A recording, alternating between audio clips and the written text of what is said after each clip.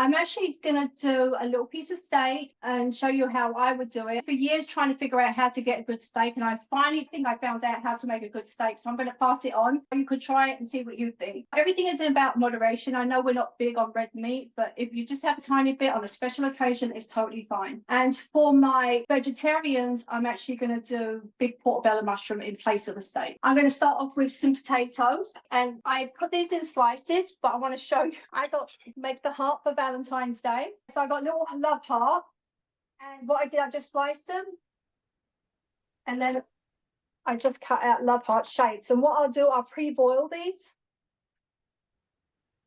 And you see, I got these perfect little shapes.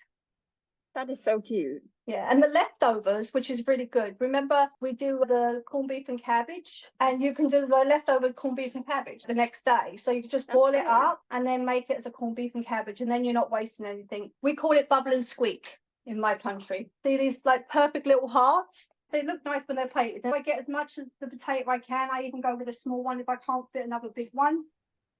So I have different sizes. Your perfect little potatoes. I'm going to put them back in there for now because I'm going to boil them later on.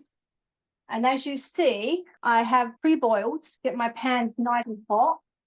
I'm going to use avocado oil in here. I'm going to saute that with a tiny bit of garlic, or you can use shallots. If you haven't got garlic, you can use shallot. I don't use too much garlic because it doesn't need too much. With a little bit of salt and pepper. And I'm going to use a thing of rosemary right there. So that's getting nice and hot. I'm going to put my potatoes in there, and I'm going to saute them for a minute. I'm just going to leave it in there. I'm not going to like break it up so it lands. It's just going to give it a little bit of flavour. And then a little bit of salt and a little bit of pepper.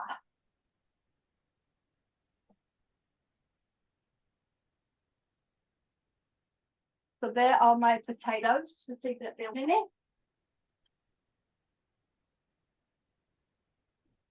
And then while that's cooking, I have some mushrooms going on over here. And I've started to saute. I'm going to add multicolored carrots. So what I've done, I've pre-boiled them so they go a little bit faster, just for the hardness out of them. And then I'm going to do that. And let them saute a little bit more. That's just with a little bit of avocado oil also. Now, while that's going, I'm going to show you how I marinate my steak. I am crazy for rosemary, as everyone knows. I actually do my steak with rosemary and garlic. You can use shallots as well. So I'm just going to grate a little bit of garlic on here. It has a little bit of olive oil that's been resting on there. I'm not going to do too much, just a little bit. And then I'm going to put a little bit of salt and pepper.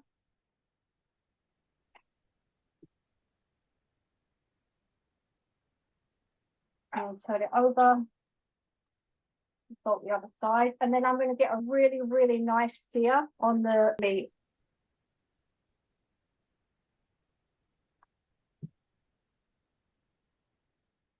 And you have to make sure this is cooked for 140 degrees.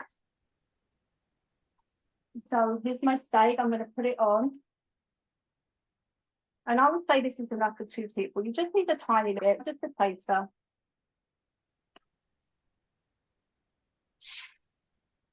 And also, I'm going to put a little bit of rosemary in with that. What I'm going to do is just get the sear, and then I'm going to cover it. So let it cook inside as well. I'm going to show you the sear on the other side. So I get the line.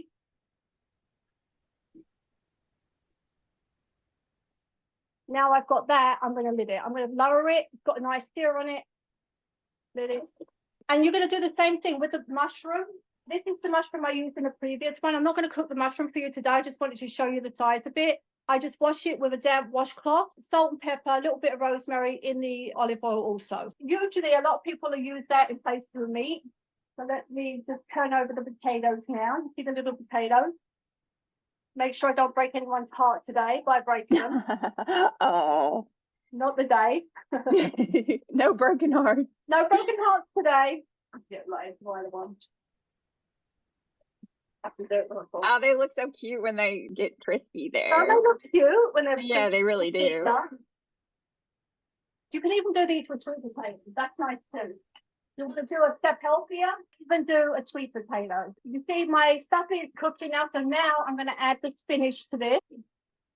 And I just get spinach is the last thing that goes in here. A little bit of salt and pepper.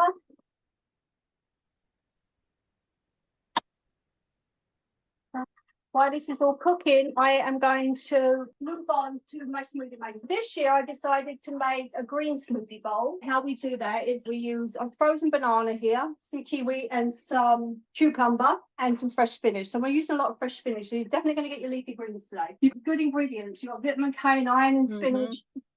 Very good for you. Then I'm going to add some pineapple.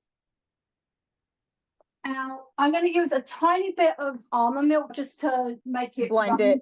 but I don't want to make it too thin because I want the fruit to sit on top of the smoothie bowl. So we want to kind of keep like a thick one. So I have some almond milk here. I think I put too much almond milk in this. I'll have to probably add to it. But I had the almond ready. But I'm going to put some more spinach and make it a little thicker. Put some yogurt nut in it like the first one. But that is that. And now I can show you the after. Oh, and I made homemade granola this morning. I have made it in the past and I have the recipe already. So here's your green smoothie bowl. I have chia seeds in there, fresh mango, raspberries. Beautiful. All right, there is your finish. And there's I made you a mushroom one. Now is the day for Valentine's Day. Oh. There's our meal for today. The water of the week is cucumber and lime. And I did sparkling water today instead. It's got a little fancy touch. A little fancy today because it's Valentine's Day.